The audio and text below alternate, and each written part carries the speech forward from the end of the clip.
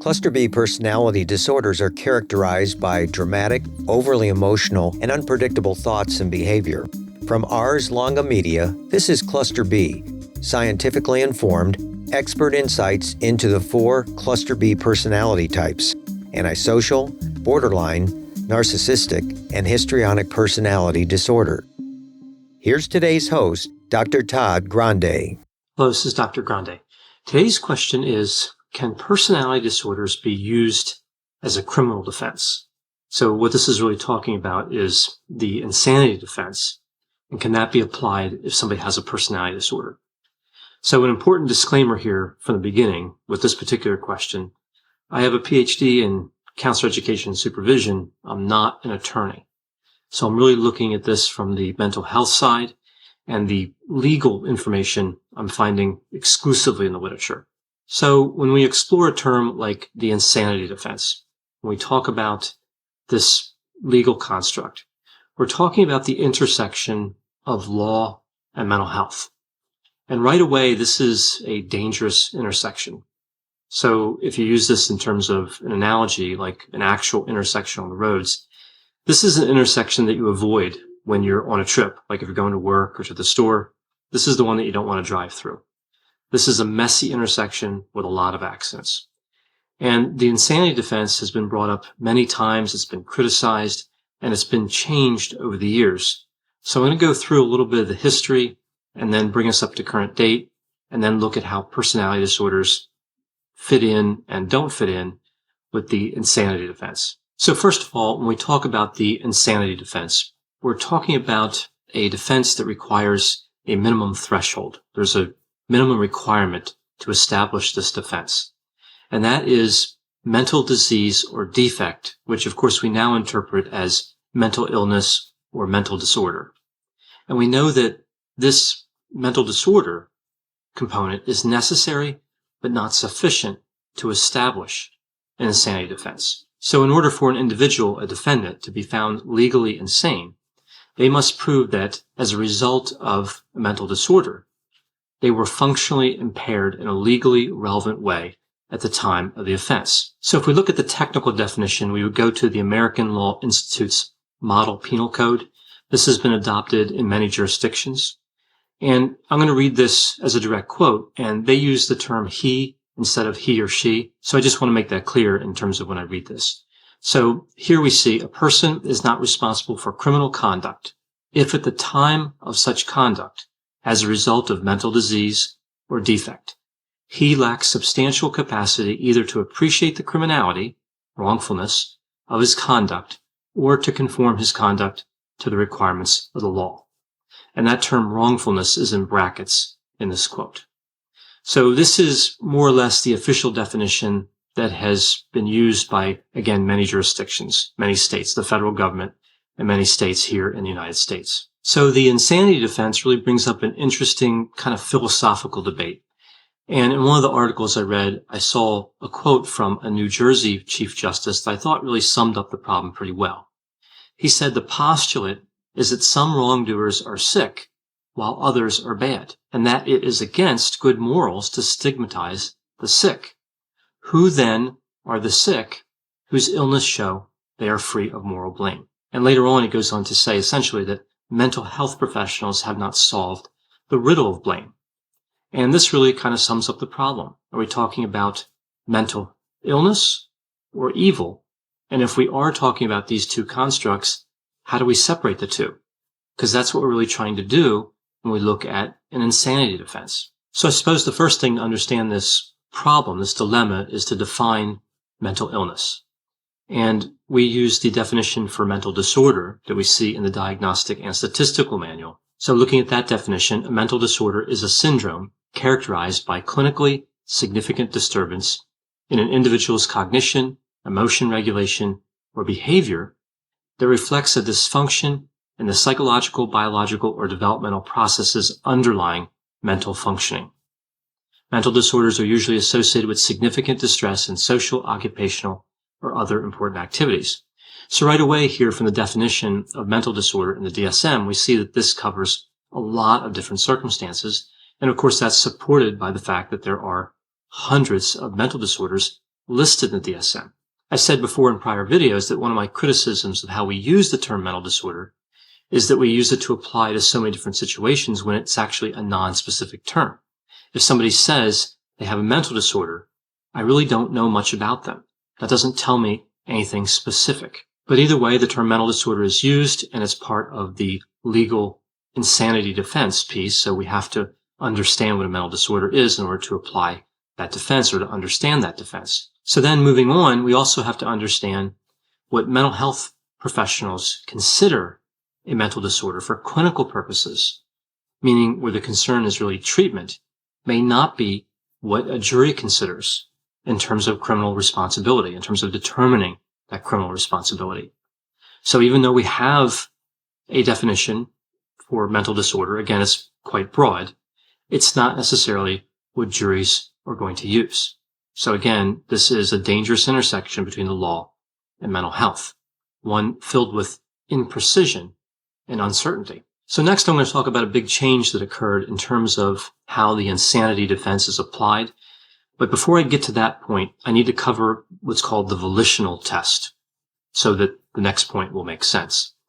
So the volitional test has to do with this idea of the irresistible impulse, meaning if you look at that definition of legal insanity, it could be argued that if somebody has an irresistible impulse, they might qualify under that defense. So the questions that might be asked, for example, here when thinking about the volitional test would be, if a defendant was standing next to a police officer, would they still have committed the crime? Or would the defendant have been capable of refraining from a criminal act if they had been compliant with psychiatric medication? So again, the volitional test is about this impulse that somebody can't ignore, that they have to act on. So this brings me to a big change that occurred with the insanity defense, and it really started in 1982 with the acquittal of an individual named John Hinckley Jr. John Hinckley Jr. had attempted to assassinate President Reagan. Of course, he was charged with that assassination attempt, and he was acquitted again in 1982. So in 1984, we saw the Insanity Defense Reform Act. And this really took away the volitional prong of the insanity test. So that piece with the irresistible impulse, that was removed, and only the cognitive prong was retained. So with the cognitive prong here, we see that a defendant must prove by clear and convincing evidence that they did not know the nature of the act, or if it was known, they didn't know it was wrong. So this is much more strict than what we saw before when you could have the cognitive prong or the volitional prong. So either one could be at work or both could be at work. But after this, for most jurisdictions, it was just the cognitive prong that was in place. Now, there was something else really important about the Insanity Defense Reform Act, and that was it stated that mental disease or defect only constitutes a defense under the insanity defense. So what this means is, if we look specifically at a personality disorder, for example, unless a personality disorder falls within the meaning of mental disease or defect in the test of criminal responsibility, then testimony from mental health professionals is precluded. So if a personality disorder is not considered a mental disorder in the test of criminal responsibility, then it can't be used as part of insanity defense. So this was an important change as well. It's important to note here, too, that after this change, some states did away with the insanity defense altogether. They don't have an insanity defense.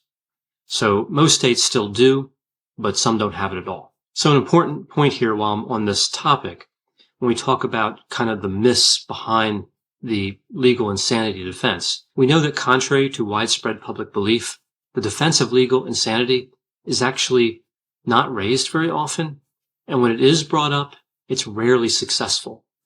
This not guilty by reason of insanity finding, this verdict, occurs in less than 1% of all criminal cases, and 70% of the time, when it does occur, it's actually the result of a plea agreement where the prosecutors agreed that the defendant should be hospitalized instead of convicted and imprisoned. And one last point before I move specifically to looking at personality disorders and the insanity defense. If a person is acquitted by reason of insanity, so if they're found not guilty by reason of insanity, what happens is they're committed to a mental hospital for an indeterminate period of time, but this is usually much longer than the sentence that they would have received if they were found guilty of the crime. So there's really not much incentive here for individuals to use this defense in the first place.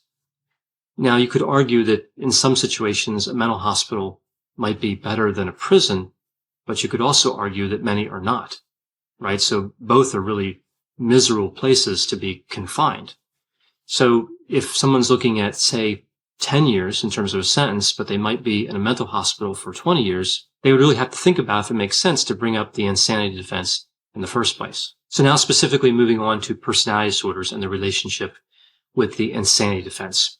What do we see is actually happening here when individuals who have a personality disorder are arrested and charged with a crime and they go to trial? Can they use the personality disorder as a defense? Well, we see here that the insanity defense is much more likely to be applied to a psychotic or affective disorder. So psychotic meaning a break from reality, or affective disorder like major depressive disorder or bipolar disorder, something to do with mood dysregulation.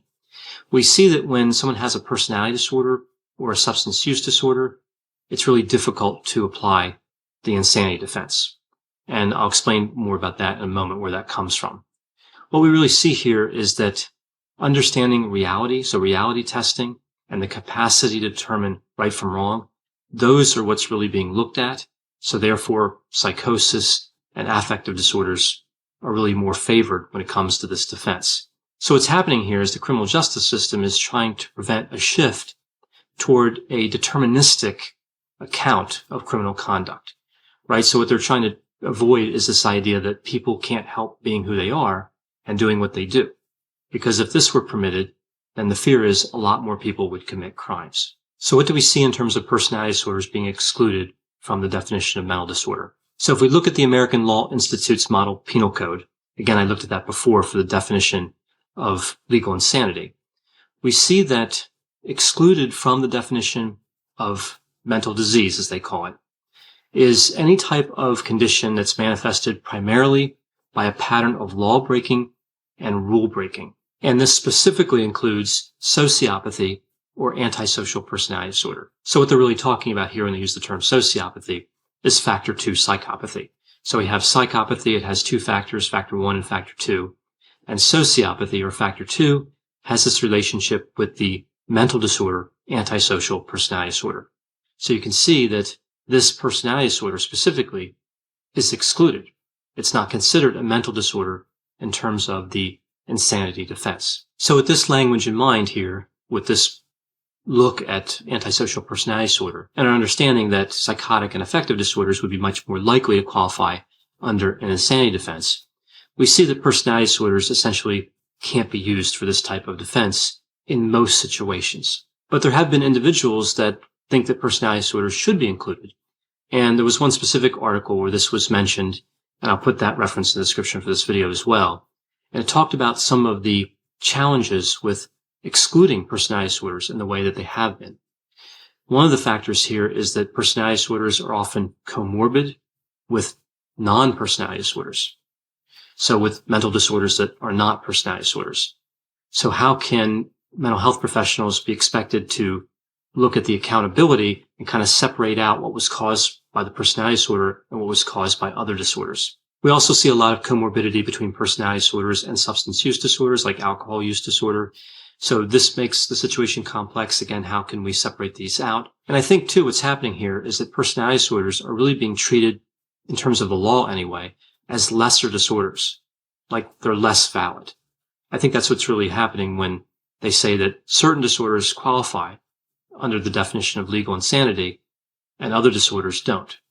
So there's a distinction being drawn, and I'm not sure there's really any scientific evidence to support that that distinction should be drawn. Now, if personality disorders were considered a mental disorder in terms of legal insanity, there's some problems that would come up here as well. And I talked about this a little bit before. What we see with personality disorders is that sometimes they respond to treatment, but there's no empirically based effective interventions for most personality disorders. Again, with certain individuals and certain clinicians, we've seen success, but we can't replicate this consistently. So what could happen, especially with a disorder like antisocial personality disorder, is that if individuals could successfully use this as part of an insanity defense, they would be subject to prolonged, indefinite, and really potentially lifelong civil commitment. So again, I mentioned this earlier, sometimes it's better not to use this defense because there could be a longer sentence, essentially, with the defense. And that, again, would be particularly the case if somebody is ruled as being dangerous because of psychopathy or sociopathy or antisocial personality disorder. Now, another argument we see being made in the research literature is that personality disorders shouldn't be part of legal insanity in terms of the defense, but rather be permitted as an affirmative defense based on diminished capacity at the time a criminal offense was committed. And I read an article that talked about a lot of case studies specifically for dependent personality disorder. Really interesting article about how the characteristics of dependent personality disorder really require a second look when it comes to criminal responsibility. Now, in line with this argument, we do see that some jurisdictions have established mental health courts. So individuals with mental disorders, including personality disorders, may be diverted to the mental health courts where they can receive treatment, and their sentencing is really based on essentially diminished capacity. So we have seen this argument about diminished capacity used a little bit here with mental health courts, but we really have a long way to go in terms of treating offenders fairly based on the limitations of mental disorders. For more content like this, check out Healthy Toxic, another podcast from Ars Longa Media, all about what makes or breaks relationships, including issues related to narcissism, narcissistic abuse, and how personality disorders affect relationships. Ars Longa Vita Brevis. Learn more at arslonga.media.